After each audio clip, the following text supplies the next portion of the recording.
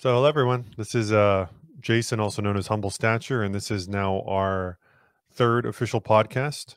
Um, we've been out for a little bit, but now we're back and making videos regularly again.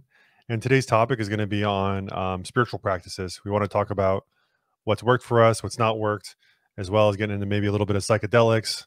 420 is coming up, so we'll discuss a little bit about what we've tried and what we think is effective. We also now have a new member, Sunny. So I'm going to give Sunny a little bit just to kind of introduce himself and um, just give a little bit of background, and then we can just jump right into it. So without further ado, Sunny, you want to say a couple things just about your background and what kind of brought you here? Sure. Well, it was Humble Stature that actually brought me here. He dragged me in against my consent. But no, I'm very happy to be here. A truth seeker like everybody else. A bit about me. I live in the UK. I live in London. I work in academia where I've been doing research for about 7 years now. I started off in the biotech industry, then went on to psychedelics for a while, and now just kind of work in general academia, helping students write essays. So at the same time, I'm doing my psychology doctorate, and that's where I met Humble Stature, who obviously thought I could contribute here, so he invited me on. Apart from that, I'm very much interested in spirituality and trying to find out what's going on, find out who I am, what the world is. So yeah, very excited to be here. If you just want to give a little bit about your spiritual background too, and kind of what systems you've studied and looked into. Sure. So like a lot of people, I think I was jerked into being interested in spirituality through psychedelics. And before that, I have a Sikh background. So both my parents are Sikhs, and my grandparents are. So I had a bit of kind of theoretical knowledge of religions. I didn't really practice as much, but I became more interested after my first trip. And then I got into Hinduism quite a bit. I had a lot of Hindu friends and kind of Western interpretations of that, including theosophy, which I find very interesting. And then from there, I got into yoga and meditation, and happy to discuss that with everybody today. Awesome. So yeah, going back to today's topic is kind of on spiritual practices and what's worked for any individual. We can kind of debate some of it too, depending upon who's up for that. For me, so I've tried a lot of different things. I kind of like the way that Hinduism breaks it up, where you have bhakti yoga, which is devotional, karma yoga, and jhana yoga. Karma being, I think of it more as meditation, and then jhana being more the mind, intellect, contemplation, and these sort of practices, and then being kind of three paths that are all three equally valid. I think you usually got to develop in a little bit of all of them, but you tend to have a strength towards one or the other.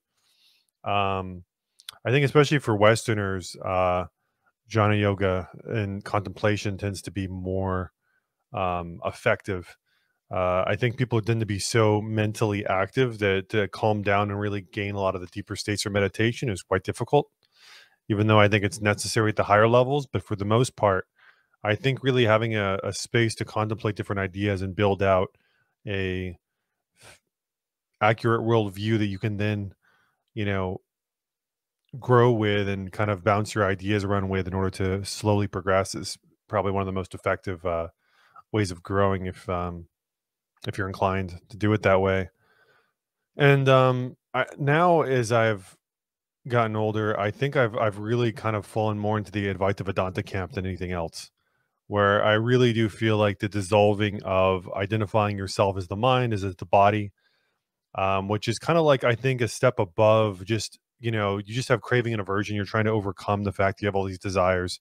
And the next step after, I think, even seeing the desires is like, okay, well, I have attachment to the body itself, the mind itself, the emotions themselves. And A lot of my thought now is around even pain and pleasure kind of being one of the same and being reactive to neither, around just seeing where um, my sense of self is coming from. Sometimes it's coming a lot of times mostly with the mind and identifying with ideas. And it's amazing how easy it is to just let things be as soon as you don't feel like you have to defend a certain idea. Part of the reason even why I like kind of feel very happy to discuss everything is just because I don't feel like in all truth, even though I have strong beliefs, I'm not really attached to it in the same way that someone would who is dogmatic would be. And I find a freedom in that. Um, and so I still meditate. I try to meditate an hour a day, usually 30 minutes in the morning, 30 minutes at night. Um, but a lot of that has just been almost kind of just housekeeping, just enough to clear my mind to kind of make it so I don't sink too much into the world and can still keep a spiritual perspective. But at the end of the day, I think it's more about um, a way of being. And I think when you've done a lot of stuff, it starts to become who you are. And there's a way of just interacting and contemplating constantly that's trying to be developed. And I think I have that to a certain degree. And that's why the main focus of my life has always been around how do I grow and develop spiritually. And it's never really faltered from that. And so that's kind of where I'm at. Anyone else want to jump in? I suppose I can. Go for it. All right. Well, I suppose I should admit that my first spiritual practice or quasi-spiritual practice did involve psychedelics just as a young man before I became a Buddhist, before I was ordained as a monk. I would just go out, hike alone out into a wilderness area and find a really nice place and maybe take a hit or two of acid and maybe do like a little fire sacrifice, trying to imitate in some small way, like a Hindu fire sacrifice or like a Vedic fire sacrifice where I, burn the butter and the honey and the incense and the fire and recite some verses from the Rig Veda and so forth. And I think most of the monks of my generation began with psychedelics or entheogenic substances of some sort, usually something like mushrooms or mescaline or LSD. And the way it works is it's sort of like the way it worked with Ram Dass also, where you attain these states where your consciousness is expanded, and then you get this insight that that your normal waking consciousness isn't really the only valid way of looking at reality. I mean, there might be even more valid ways of looking at reality, or ways of looking at reality that are at least as valid as the normal waking state. And then you want to, once you realize that that is possible, this expanded consciousness, then you try to cultivate that without the use of the chemical. And so a lot of people are drawn to meditation because of that, or at least they were, 20 or 30 years ago. I don't know what it's like nowadays. So after I became a monk, of course, I cleaned up my habits a bit and stopped taking drugs for the most part, and except for maybe Red Bull. And so in Theravada Buddhism, there are two main ways of practice that are emphasized in the text. You've got what is called samatha and vipassana, or it's like a practice dedicated towards samadhi or concentration, and a practice dedicated towards mindfulness. And for the average person living a worldly life surrounded by distractions, the first path of samatha usually doesn't work unless you have like a real talent for it. You just can just sit down and just go into a deep meditative state. And there are people like that, but I wasn't one of them, and I'm still not one of them. And so the samatha method, that's one of the main reasons for becoming a monk, is that you simplify your life so much. You've got so few distractions that you can sit down and cultivate mental states where your mind is just expanded, wide open, and just silent and crystal clear. You're wide awake and you're not thinking anything. And insight can arise from that. Like for example, the insight that arises that you don't cease to exist when you stop thinking. That really is like an important insight that you can experience. But as I say, it doesn't work very well for Westerners who think too much anyway and are living busy lives and are distracted and have all sorts of responsibilities. They don't have the time to meditate full time, which is often what is required. So the other option is mindfulness. And mindfulness is, I mean, it can be practiced anytime doing anything. You can be driving your car and be mindful. You can be brushing your teeth, using the toilet, whatever it is. You can even be indulging in like unskillful actions or immoral actions. You know, you can tell a lie and be mindful. And if you tell a lie mindfully, not that I'm encouraging anyone to tell a lie, but still you'll feel something different inside you, and you can get insight from that. And maybe it will encourage you not to tell lies in future or some such. So mainly my practice nowadays is just trying to be as mindful as possible. So like irritation arises, which can often happen. You don't identify with the irritation. You don't just say, I'm irritated. It's just you observe the irritation arising. And it's a powerful practice, because by noting the irritation, instead of saying I'm pissed, you just are aware that, you know, irritation is arising. Then there's already a separation.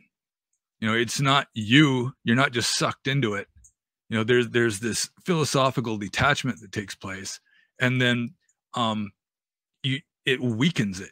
You know, you're not feeding it like you would be if you just dived into it. So just observing what goes on in your own mind mostly is really a powerful practice, and anybody can do it at just about any time that they're awake. And so that's mainly the practice I've been doing. Although I did do samatha meditation a lot as a monk, but it's as I say, it's much more difficult when you're not a monk anymore, or never have been. So that's mainly my practice nowadays. So I think I'll just let somebody else put in their 2 cents worth. Yeah, thanks. Anyone else? I can go. Okay, Sonny, go for it. I think, again, psychedelics was kind of my doorway in. But before I took my first hit of acid, I was trying to practice various things. I think the internet is not a great thing in that respect, because there are so many different techniques, and you know, you going through them all and trying them, not really sure where you're going. I just remember I was, you know, sitting there imagining deities and gurus, and then focusing on my breath, and I was just getting very confused. I didn't know what I was going. I didn't really have a framework of reality to work with. I was just kind of sitting there hoping for something to happen. And then it wasn't until I tripped that I had an experiential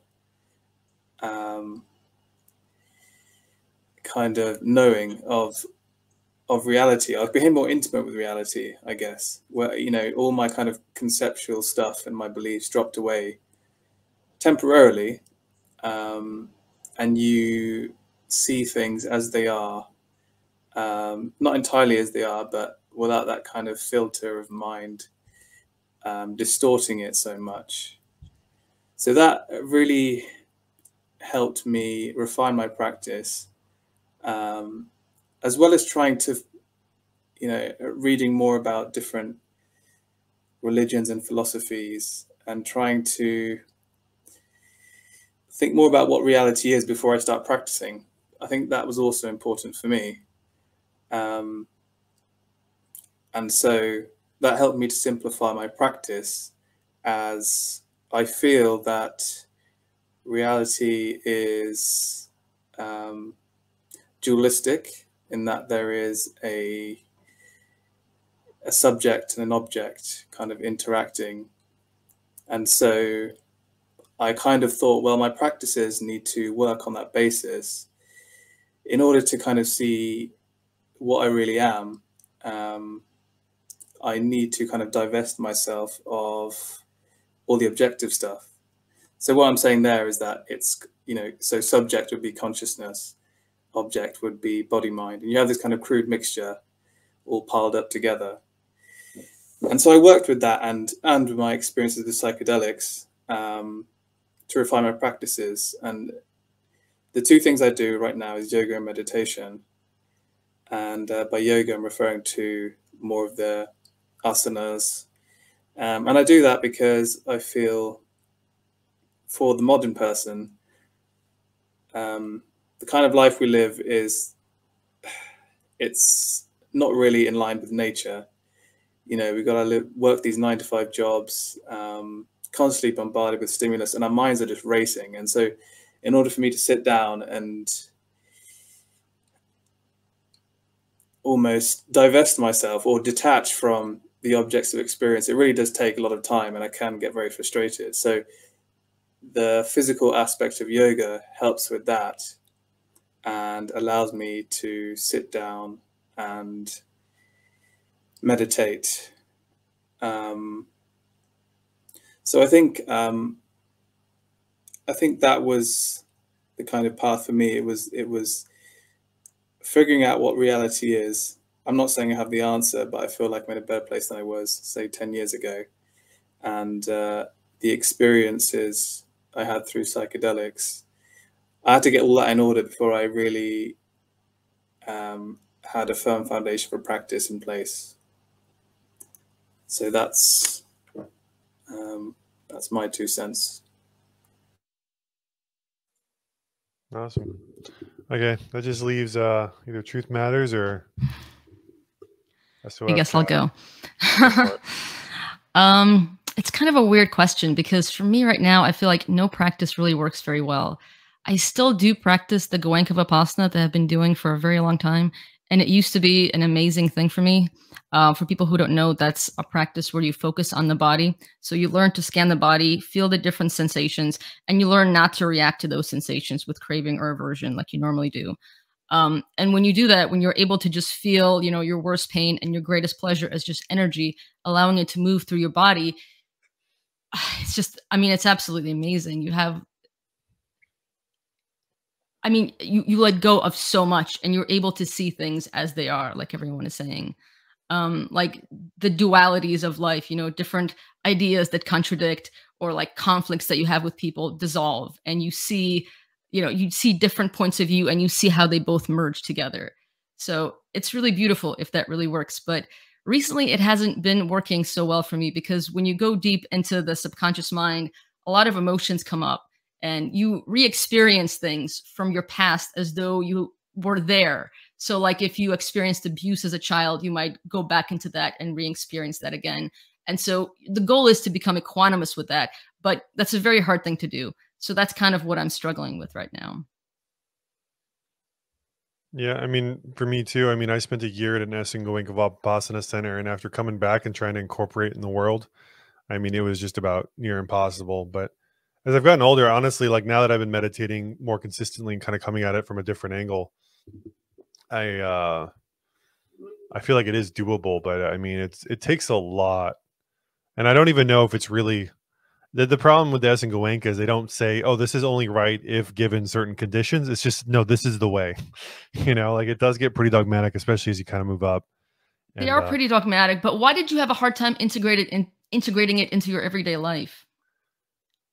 Because like you were saying, it made me more emotional. I would literally sit and all of a sudden it's like, okay, well now I am even feeling emotions even more intensely and I can't function as much, or now I want to sleep, or I want to like the stuff that it would bring up because now I had all these vices. I could go sleep. I could, I don't know, just do anything else. You want to escape. That. You want to escape those feelings instead of like confronting them. Yeah, that's the thing. That's the thing about it. Yeah. And now you have an escape hatch. Like there's so many other things you could do.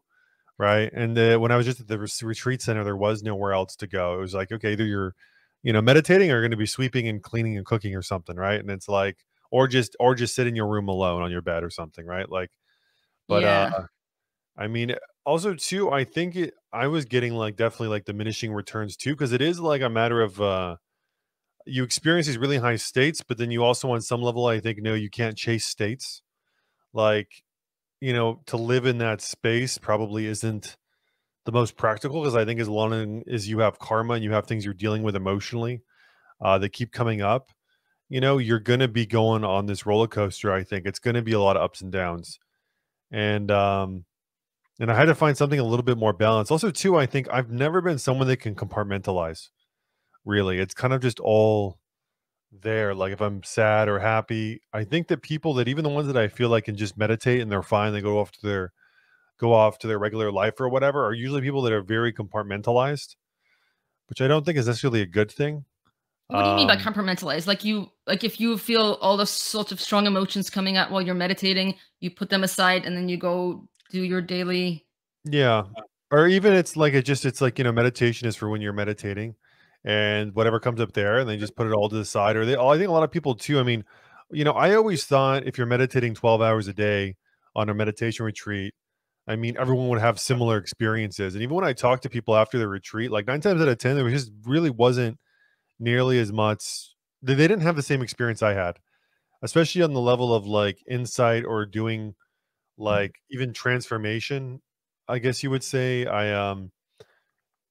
You know, it's like I don't know. You know, in the beginning, especially as a Western, you think, okay, well, when you get exposed to Buddhism, if you just meditate enough, you'll reach enlightenment. If you just sit on your butt with your eyes closed enough and go inside, everything gets purified, you'll be done, and you're going to reach enlightenment. I just don't think it's so black and white.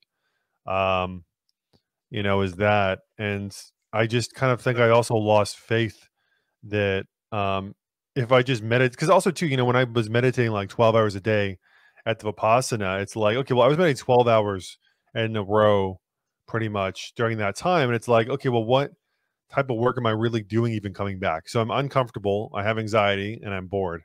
And yeah, I could sit through this for an hour, but then what's really the payoff is I go back into the world, I'm going to be distracted again, my mind gets active, and then I come back and I'm going to sit here another hour and be bored. And it just, I guess, never really felt like I was going to be able to even progress in that way through just using that technique. Um, Maybe that's part of it. I don't know if you guys want to Well, jump in on this. well, I mean, if you were just sitting there feeling bored, that would be kind of not doing it correctly. I mean, you're supposed to not react to it, like just treat it as a sensation and let it be. I actually had to be very effective for a while I was living in the world. I was very disciplined at that time. So Mhm. I was really disciplined about like confronting all of my feelings, and it felt like I was able to clear out a lot of stuff. But yeah, I find it very difficult now. Yeah, I Yeah, think oh, yeah, go ahead. Oh, I was just going to say that meditation at first, you're just clearing off the debris. You know, it's relatively easy at first if you're doing it right, and then once you've gotten down to the bedrock, you know, once you've gotten down into the deep stuff, it does get a lot more difficult, and it can be very frustrating. But Yep, then that's my experience. you just note the frustration. That's what a Mahasi instructor would say. Just note it, and then Yeah. send you back. I mean, even for you, Pano, though, wasn't there like a time with even though all the meditating, being a monk and all that, I mean, where you kind of felt like you'd reached what you could reach using what you knew, especially with meditation, or like, I don't know. I remember we kind of had some discussions about that. I was curious what your thoughts were now. Yeah, I felt like I had gotten about as far as I was likely to get by meditating alone in caves.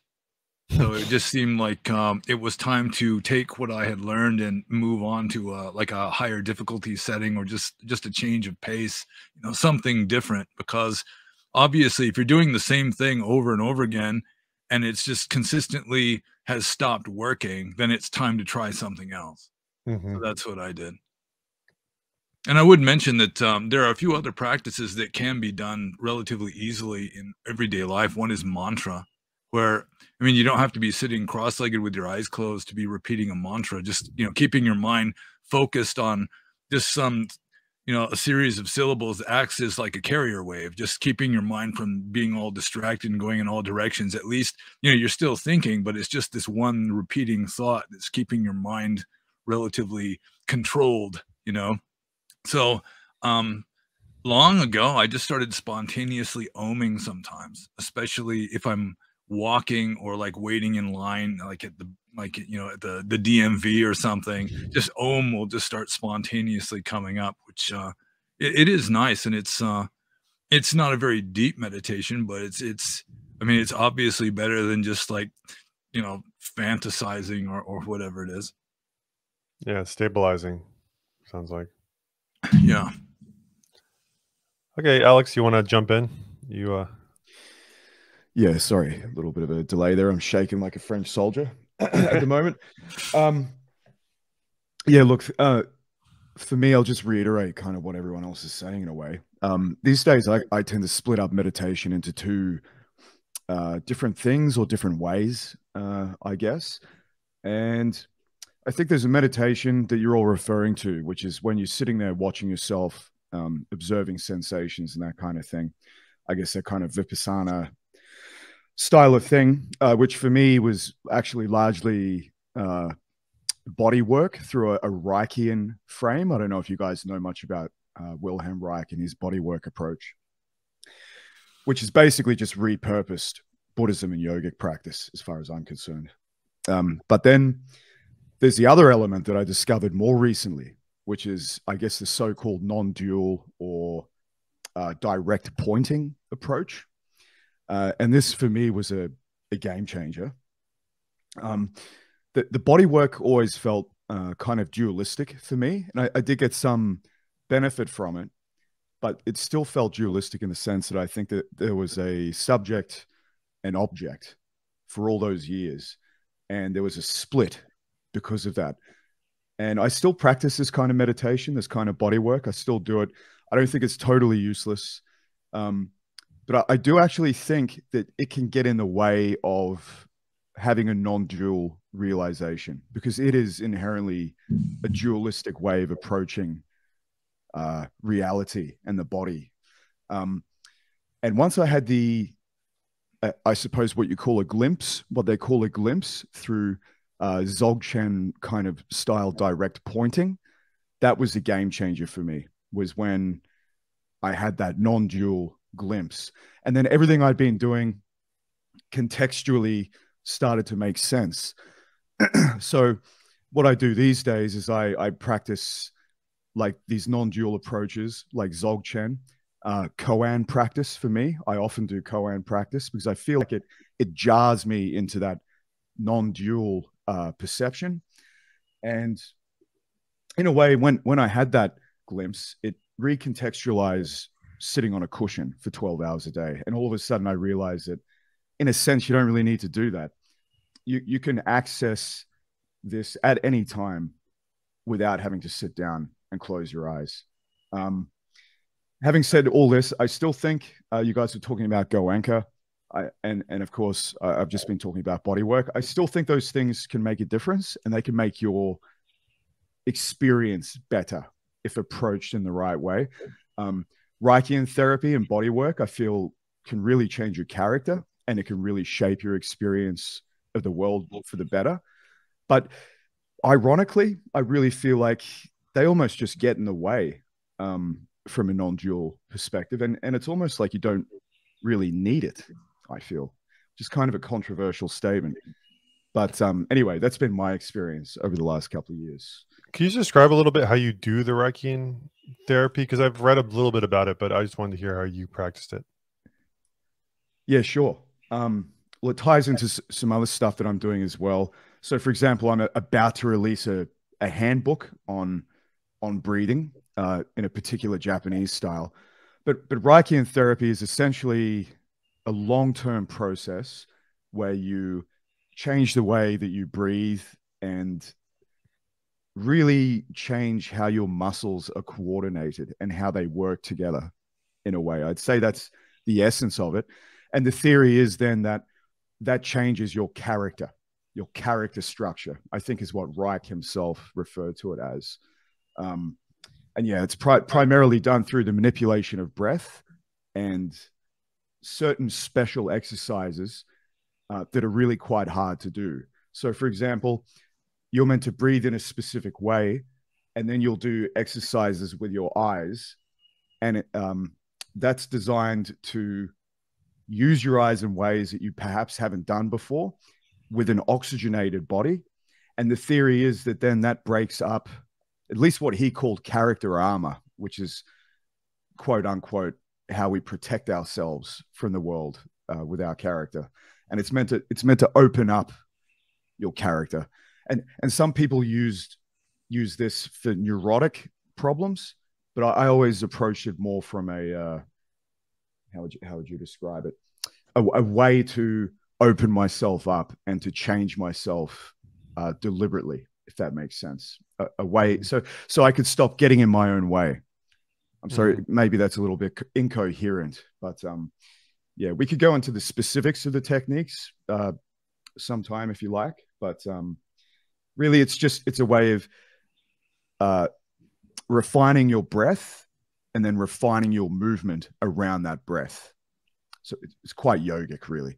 And it's my contention that Reich stole, not stole, but reappropriated a lot of these exercises from the East into his own paradigm, in my opinion. But yeah, in essence, I hope that makes sense. That's kind of what it is. And then you incorporate that to your own Zen breathing type of thing you're talking about now with this book. If you just want to mention, I mean, I'm still kind of not sure how that, what you're doing with that. Yeah. So what I discovered is the breath is very important. I think we all know that nowadays. And I came across something in my Zen practice called Hara breathing or Tanden breathing. And it's very interesting. I've done a couple of videos on it, but essentially before the Meiji Restoration in Japan, the Japanese character was quite strange. They considered the seat of consciousness essentially in a very specific area in the gut and in the solar plexus. And they had a very specific way of breathing, particularly the samurai class and other people like that. And they'd identified an area below the belly button, essentially, that very low area when you breathe into your gut. They identified that as a very important place, which is obviously why they stabbed themselves in it when they committed suicide. But they all breathed very deep into that area. And there's a lot to it. I won't go into it now, but the book is about restoring that type of breathing, that low belly breathing as a basis for your entire character and your entire being, and the profound changes that can have on your character as a person. And it's interesting, the Japanese, as soon as they industrialized and they started adopting Western habits, for example, sitting in an office, wearing belts, sitting on chairs, all those kinds of things, and they lost this way of breathing, they experienced all sorts of, I would say, less than stellar changes in their culture, and all sorts of symptoms, depressive symptoms, that they referred to as neurasthenia at the time, which was kind of like what we call chronic fatigue nowadays. And it's actually well documented. There are a lot of Japanese scientists at the time that documented this, and they actually tried to reinstate this way of abdominal breathing. So anyway, this all sort of ties in together, that I do think the body is important, but then from a direct pointing perspective, the non-dual perspective, in a way, ironically, none of that matters either. But this kind of gets complicated and difficult to talk about. But I kind of have that approach now. These two things are what I use on a daily basis. Yeah, I would agree with SOFcast with that, with this statement that, you know, like meditation techniques that still involve thinking and perception can almost be in the way, because there's still samsaric. You know, there may be improving your samsaric habits, but it's still samsaric and worldly in a way. And if you ever really get into a deep contemplative state, like a mystical state, like the Catholic contemplatives called contemplation, where you're no longer thinking, you're just crystal clear, then just 30 seconds of that is worth 20 years of the Mahasi method, just noting and just grinding away, maybe doing, you know, struggling and floundering, you know, from time to time. Just 30 seconds of just like a deep mystical state is worth 20 years of the other stuff. But as I say, most Western people, just most human beings, can't really cultivate that easily. You know, most people who even dedicate their lives to cultivating it never really master it. And so I think most people in the West that have a really deep mystical experience have it by accident, or they have it through psychedelics or something, or, you know, they have like a near death experience or some such. And it does seem that a lot of the teachers who are teaching nowadays that have attained something supposedly higher, like Eckhart Tolle, for example, it was accidental. He wasn't trying to cultivate this at all. It's just, he just had some sort of deep depressive existential crisis that just slammed him out of his normal state of consciousness. But you can't really plan on that. And so we practice instead, because we can't just wait around for some near-death experience to happen to us. I mean, I think one good frame is just to go with what's real too. I mean, what feels the most real. I think for some people, if duality and working with some sort of god or goddess or this type of thing feels more real to you, it feels experientially more real, then I would say go with it. And if that starts feeling less real, and then say like just being starts feeling more real, like something more abstract, or what sounds very abstract starts feeling more real than interacting with his being or interacting with a mantra, then I would say go with that. I think there really is something to like following this feeling of realness. I don't know how to explain it. Yeah, to some degree, you have to just follow your intuition or just what feels right. Mm-hmm. And there is somewhat of a dilemma. It's like you're using the deluded or unenlightened mind to choose the correct method, or else you're just choosing a guru to choose for you, or else you're just falling back on, you know, the religion of your culture or some such. So, I mean, it is difficult to really know what to do. I mean, because even if you follow your own intuition, which, you know, may be the most reliable guide, still, I mean, you know, we're unenlightened, and so we have unenlightened intuition. Mm-hmm. But what else do you have? You have to follow that. Yeah, exactly. Mm-hmm. I'm going to say something a little bit controversial. I actually think that collapsing the subject and object, so having a non-dual glimpse, is actually probably more accessible than what most people think. And there's, as I said, with Dzogchen, for example, and there's also other practitioners that do some variation of that these days, like the so-called direct pointing approach. I actually think it's quite accessible for most people. And once you have that realization, I'm not saying that you're fully cooked, like you're always going to walk around in that state of mind, which is a different thing entirely. But yeah, I think these days having that non-dual realization, where that sense of seeking, of always seeking something out of that dissatisfaction that you have, can dissipate fairly easily. And once you have that glimpse, you can use that direct approach whenever you're in some sort of a weird emotional state, or you're angry at work or whatever it is, and it's always there. It's always kind of accessible. I don't know if you guys have any experience with that kind of.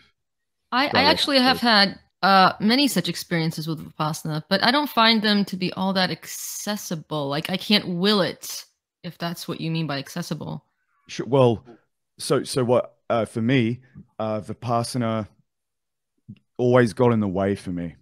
When I did Dzogchen for the first time, and I had someone do the pointing, which is where it's difficult to describe without actually doing the exercise, but I found that to be way more effective because they literally point out non-duality to you in a very direct way.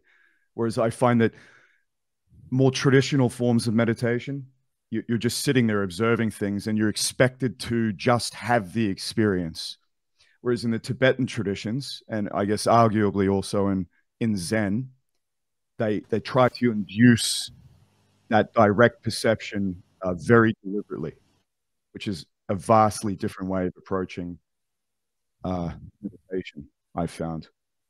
Oh, that's fascinating. I'd recommend that to anyone out there that is interested to look into the Dzogchen non-dual pointing approach. It's been a game changer for me when I first had that glimpse. I guess for me with the non-dual stuff, I think there is something to building a foundation first, like intellectually, emotionally, spiritually understanding different practices. I think the thing is, it doesn't. If you have a non-dual experience and there's no foundation for it, it's kind of like the people most people I think would say who just do mushrooms and then it never ends up in any sort of spiritual practice whatsoever, which is more common than not, right? It's like they just do mushrooms, they have this amazing experience, and it only means something to the degree which I think they've already been developed, and then it can be transformational. But like even within Buddhism, I mean, they kind of start with morality and then say, okay, well, start with understanding the basis of morality, understanding what mindfulness is, and start doing some meditation. And then eventually, as you go into deeper states, you'll start going to more and more non-dual states. But it's just like, I think I know what you're trying to say. So, yeah, so if you don't struggle with dualistic approaches for a long time, and then you have a direct experience, then it can be lost on you, actually. And I've heard people that have not done much meditation, that have gone to one of these classes, and they've probably had a glimpse, but they literally can't conceive of what's just happened to them. They don't really understand how spectacular what they've just experienced is. It's kind of like, yeah, like whatever kind of thing. well, Whereas someone who's struggled for a lot of years, I really think that when you have that experience, you go like, whoa, that's well, no, I think it actually what it is unless you're established there, it's useless. Like if you went even with drugs and you had this amazing experience one night where you felt like you were, God basically, at the end of the day, after a week later, you're just back to being you. So unless you're dealing with something that's actually changing your experience of yourself and your reality on a day-to-day basis because it's so profound and deep and it can actually penetrate your mind that deeply, it's not worth much. And that's why I think the incremental approach usually, like even within the incremental approach, there's paradigm shifts.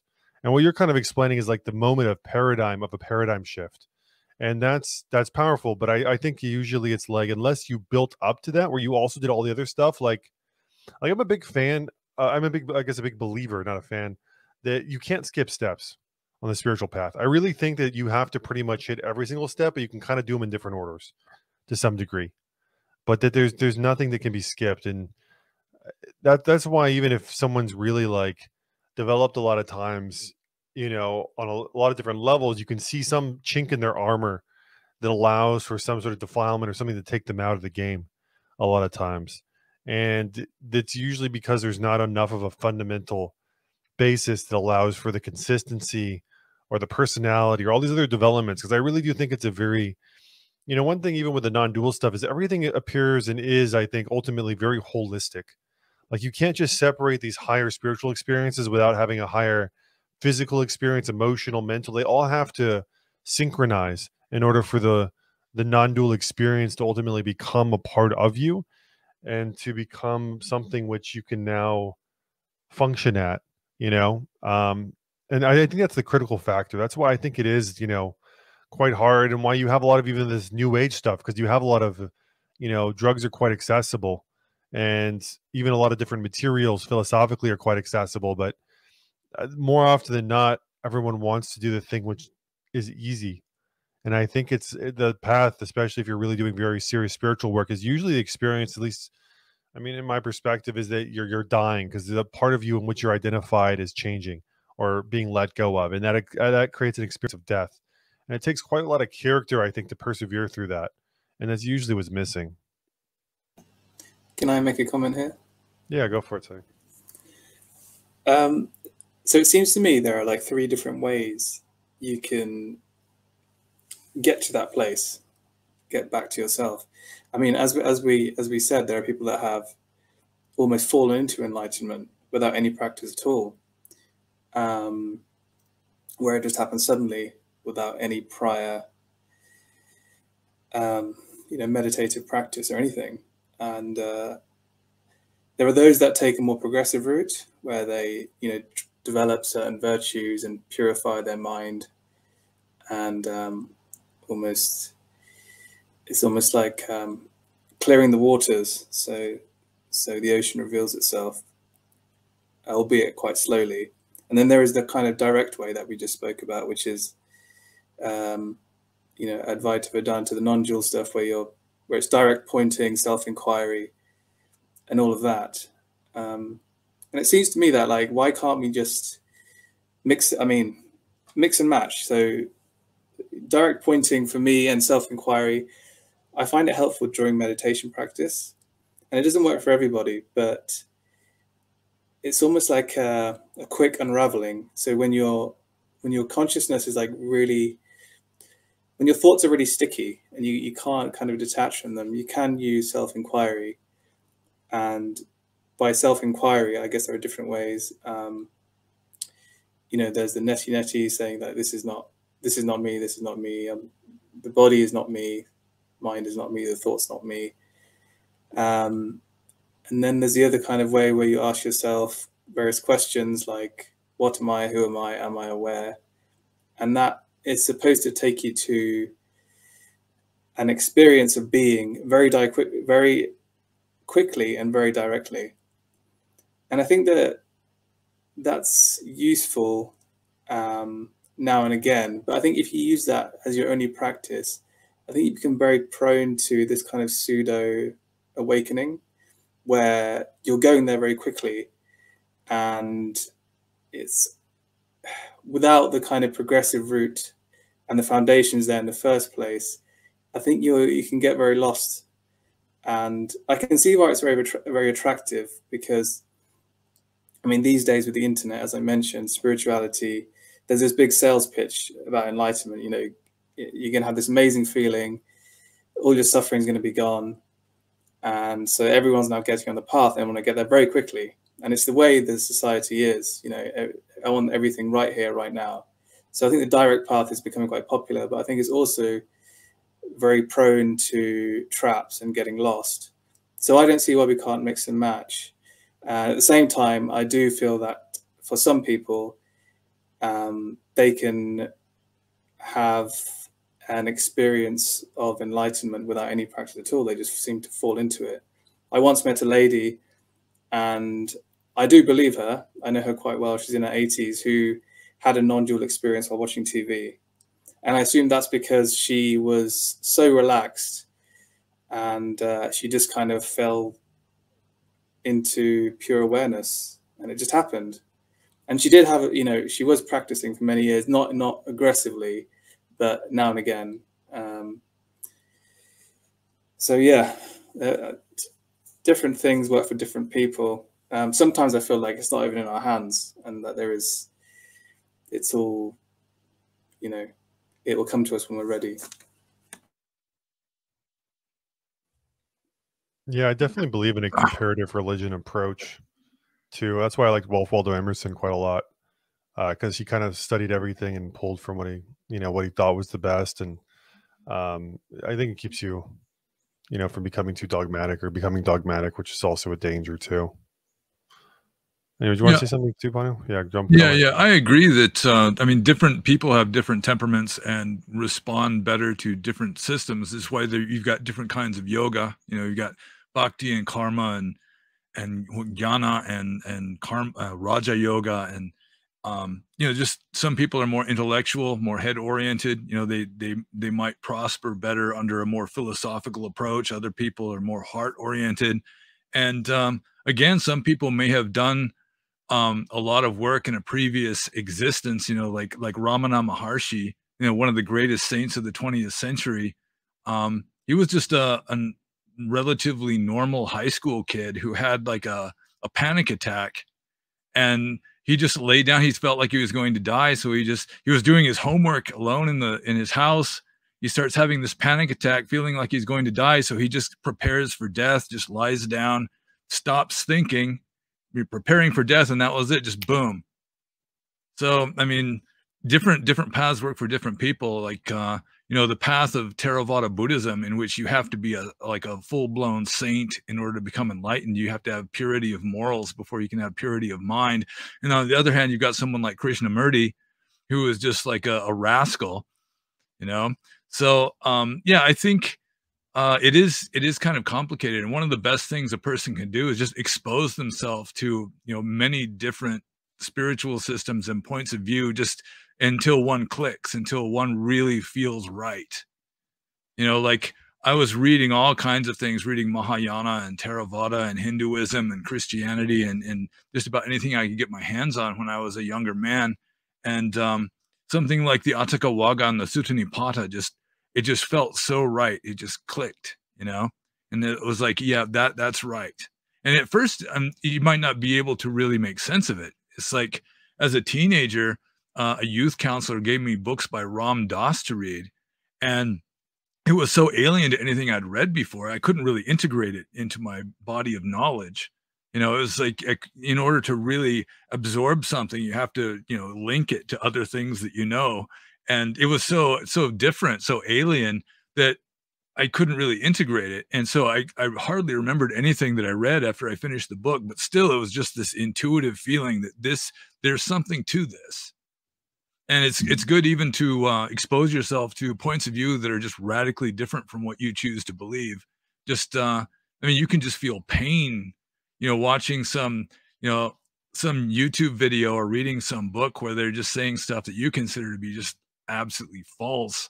But still, it's good to exercise some patience and endure that. And, you know, insight can arise from that also. But reading a lot or just exposing yourself to different philosophies and so forth can be very useful, unless it just confuses you, makes things worse. I mean, and debate and discussion too is a big part of it. That's why even like with this group or talking about different ideas, I think a lot of times too, it's easy to just convince yourself of something alone in your room with a book. But if you have to discuss it and explain it, I mean, you know, because I grew up basically in a Hindu ashram and then came over here and then got into Buddhism and Native American stuff, I always had to defend every single idea. There's no one else pretty much around me that ever thought the way I thought. And so I had to figure out ways of articulating and discussing and think about it deeply because I was always being challenged. And, you know, I think going places where you're, you know, if you feel called to it, like even, you know, it's funny today, just because I've been wanting to be around more conservative, a conservative spiritual environment, I actually ended up going to church over here where I live, which is kind of fun. Just why not? I mean, it's better than going out to some club or going out drinking. I figure meet some people, have some fun, hear what they have to say. And I honestly had a good time.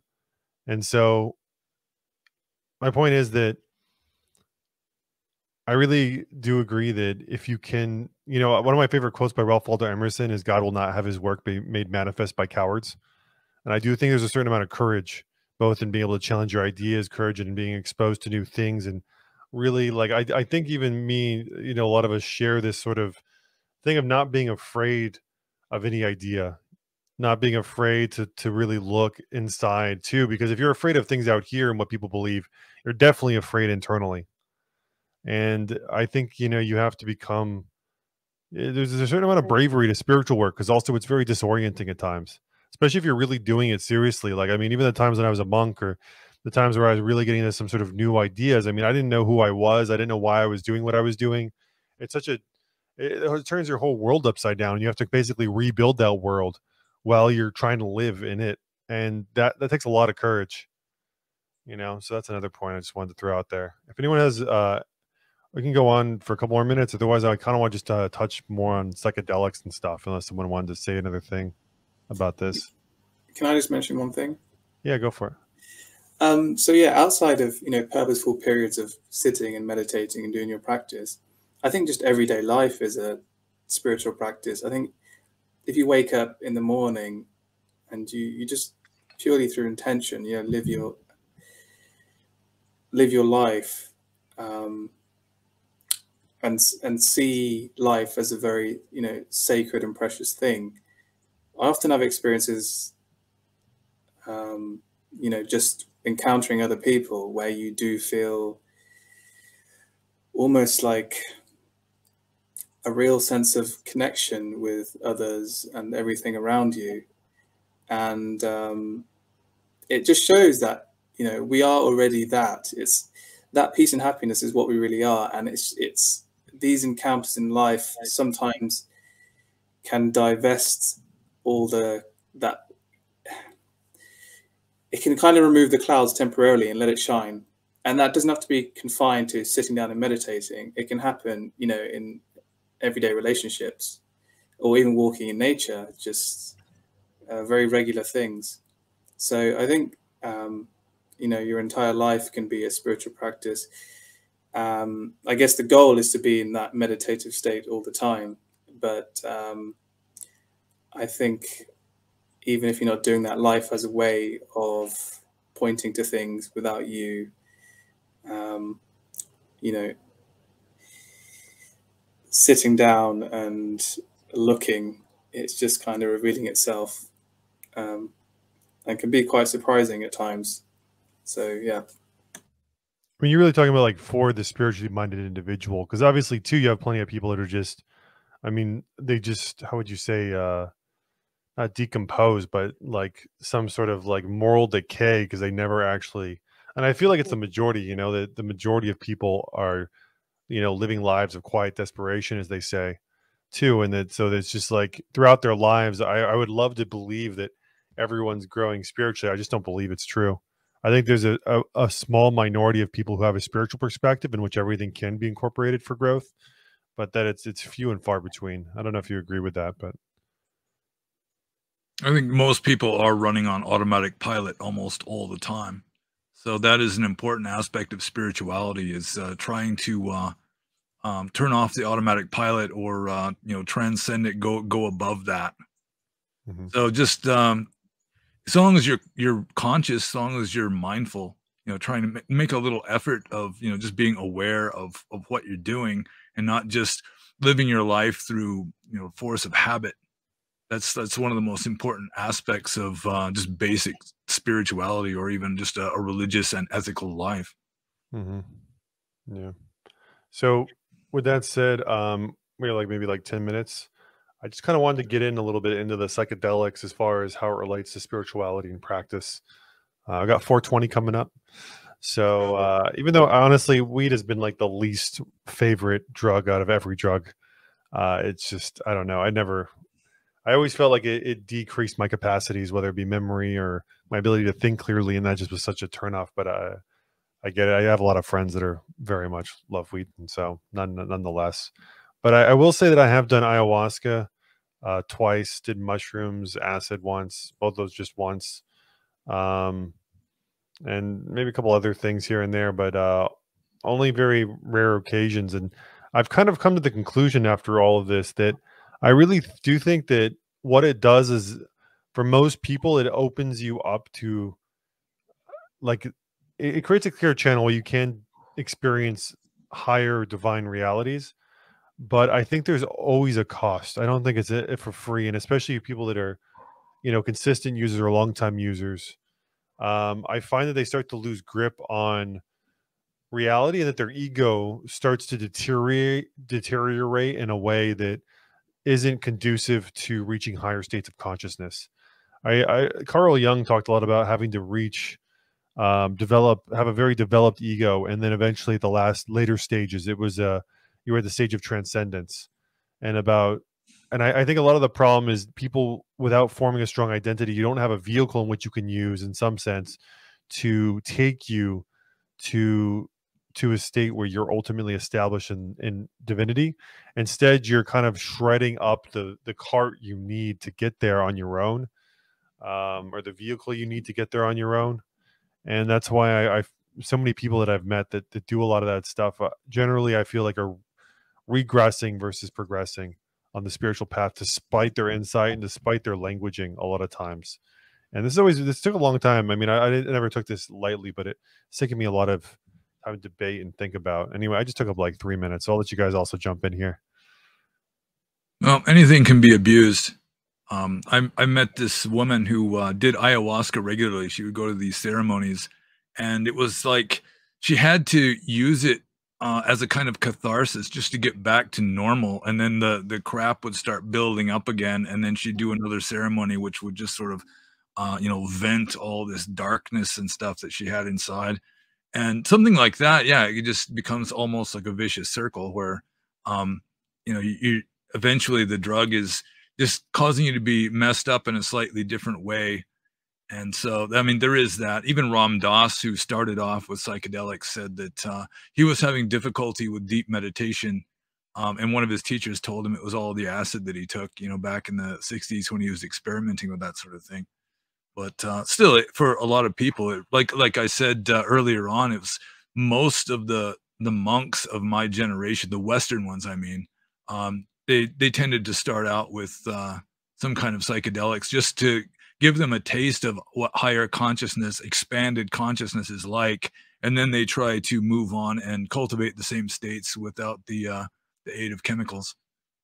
But with regard to cannabis, my experience is that it doesn't really cause my consciousness to be more or less expanded. It's still relatively the same quality of conscious as if I'm not high, but it's just a different kind of consciousness. It's obviously your short-term memory is wrecked, but that helps you to be in the present moment more easily, that sort of thing.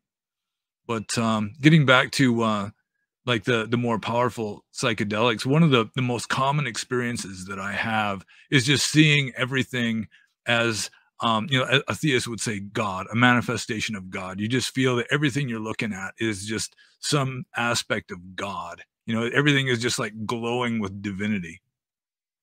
And it's nice. And if someone just has an experience like that and they can't really integrate it and they just sort of forget it, then I mean, still it's lingering there somewhere. But if you can remember that and sort of use that as just sort of like a sailor looks at the horizon, just sort of something that you can fall back on and remind yourself, there is a higher level of consciousness than the one we're currently stuck in. And it's always there. I mean, anyone who has had a non-dual experience knows that, I mean, that non-dual state of consciousness is always there. We're just so distracted with our thoughts that we don't notice it most of the time. Awesome. I mean, yeah, Sonny, you want to jump in? You're basically an expert on this topic. Yeah, I guess there's two sides of the coin here. In terms of spirituality, I think it's useful for people to have at least one trip. And I think that's important because we often get lost in concepts and theories and ideas that we read and are told. So having a direct experience of dissolving your mind and your ego can be very useful. Because essentially when you trip at a high dose, that is, it's almost as if like the mind thins out or gets dissolved, and that's what creates illusion, right? Maya it's our mind that can kind of filters our perception of reality.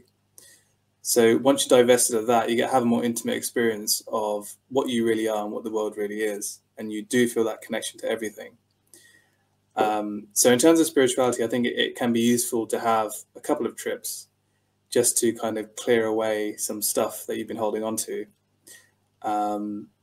Outside of spirituality, I think they are useful for various traumas, alongside trained therapists. Research has been shown that they're useful for addictions, tobacco and alcohol especially, and those that have like mental health issues at the end of their life. So either end of their life through age or because they have a life-threatening condition. So those are the kind of positives, I would say. And on the flip side, you always have to come down, right? It's an artificial experience, so you always have to come down. And reality, well, for me, when I come down, reality seems very plain and boring and 3D. And it can stir up a bit of depression for a while, actually. And then you find yourself constantly chasing states and needing that again and again. And I mean, pharmacologically, they are not listed as addictive substances, but I think that you can become reliant on them for these higher states. And that can then spill into your spiritual practice, that you are seeking the state that you achieved, 3 weeks ago on 3 tabs of acid. Ultimately, I think reality and consciousness is not a state. So I think you are going to hit a dead end there. So that's my opinion on psychedelics. And two, just because you actually done clinical research on this. Yeah. Yeah. If you could just say a little bit about that, just so the audience knows. Okay. So there's a lot of research going on at the moment. I worked at Imperial College, where they're looking at psilocybin and DMT and LSD. So DMT and LSD are primarily being researched, not for clinical purposes, but just they dose people up and put them in brain scanners to see what it does to the brain. And psilocybin's been used more in for a clinical purpose. So we're using it for depression that's difficult to treat with antidepressants. And so I was involved in that study. So you had to have failed at least 2 conventional antidepressants. And then you had 2 doses of psilocybin 6 weeks apart with therapy. And what we found is, even after 6 months, the positive results were sustained, but after a year follow-up, they did diminish. But I do feel that it's better than what we are using at the moment. Taking antidepressants every day is not the best thing for your health. So a couple of trips with a therapist, I think, will do a lot more good, depending on the person, obviously, and their situation. And DMT, I don't think it's therapeutic. I think we are just interested in it as a chemical, and in terms of the experience it can produce. Usually people find themselves leaving their body, and we did a study where we looked at the phenomenology of that and compared it to a near-death experience, and found that 14 out of 16 items, I believe, or 13 or 14 crossed over. So there were a lot of similarities. You had the going through the tunnel, crossing to into a different terrain, leaving your body, experiencing contact with entities, all that stuff. But there were some components missing. Obviously, this is a chemical, artificially induced. And then LSD, because of all the crap, all the stigma around it from the 60s, we are not using that in a clinical way. It's more just see what it does to the brain. And so, yeah, that's what's going on. It's all going on all over the world. I mean, Brazil, America, Switzerland, UK. So it's an exciting time for psychedelics. And I think it's going to revolutionize mental health, for sure. And more people will take them. It's going to become commercialized, which is unfortunate, but I think that's the only way that we're going to move forward. And yeah, privatization is not the great thing. They're already trying to patent mushrooms, which is ridiculous. But sometimes you has to go through this period before it becomes widely available to everyone. And that's a different debate, obviously, because that can cause good and bad things in the world. Yeah, awesome. Do you want to say something, Alex? I know you unmuted yourself there for a bit. Yeah, just quickly. I've done it a little bit. It was interesting you were saying, Sonny, that it's a good idea maybe to do these things with a therapist so you can integrate the experience. I've come across a lot of people that use psychedelics as a crutch, and I think it's made them worse in a lot of cases.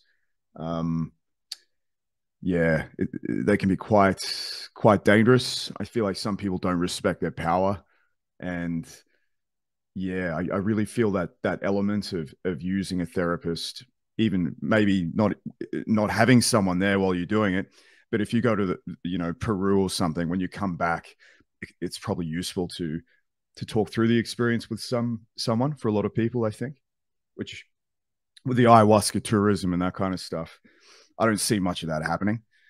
But I feel like the power of the experience itself justifies that for many people. Otherwise, yeah, I've just noticed the effects can be not necessarily good for a lot of people.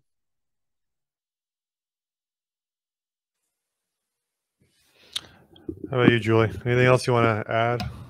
I think we've covered all the bases. I've done all the psychedelics and had the same experience as you guys and all the same insights into it. As in, it's a really good starting point. It's fantastic. I think everyone should do it. But yeah, it can't be a spiritual practice. That I was in the ayahuasca community, and then people there claim to use it as a regular spiritual practice. Maybe that was okay in the Santo Daime community. But that was kind of organized. There was like, it was kind of like a church, kind of like a church where you go and you do ayahuasca, and a whole community of people. People who do it on their own, I have found, are not very stable, and I don't think it does good things for them in the long term.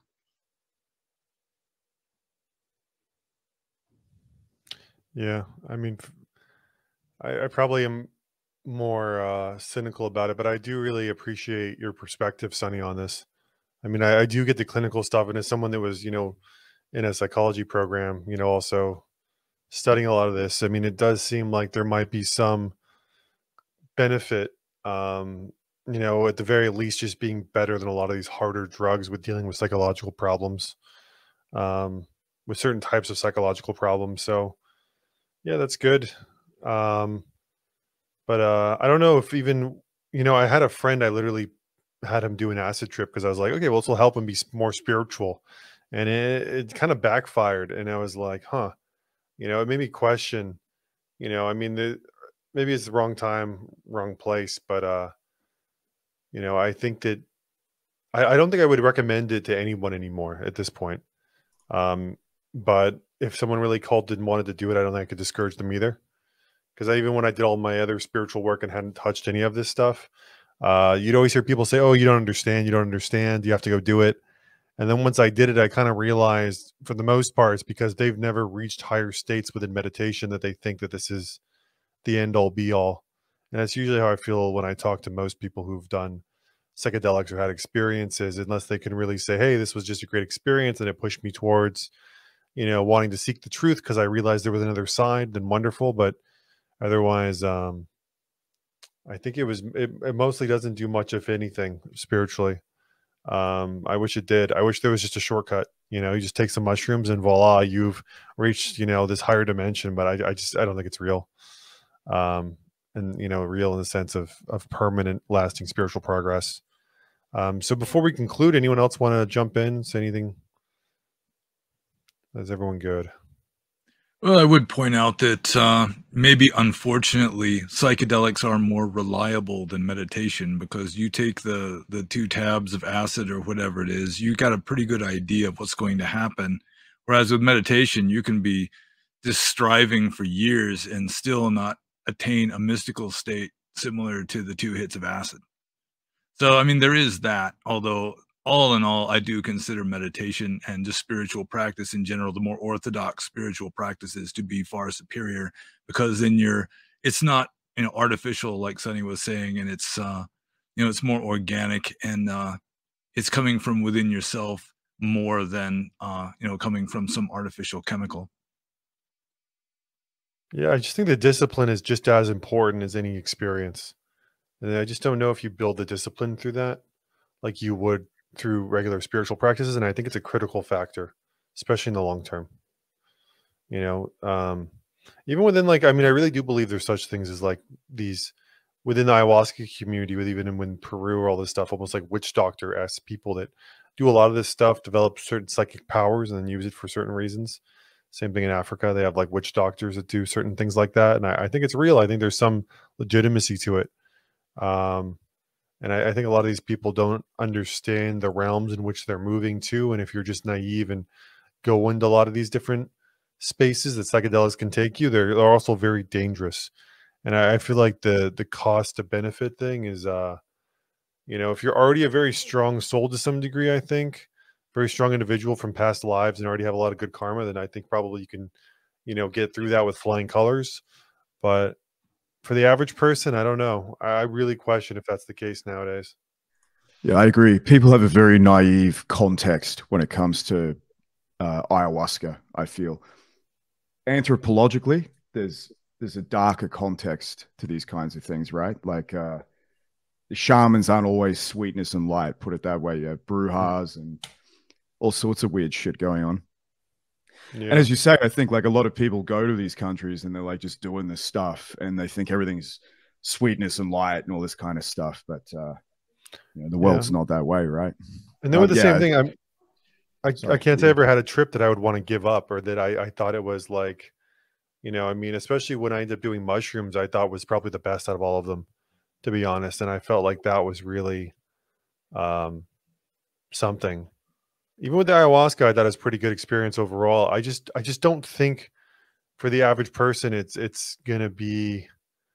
I think that I'm kind of an exception too, because I've done so much meditation even prior to doing this stuff. Like anyone that had a strong meditations practice and was very strong, I'd say, hey, go do it. It doesn't really matter all that much.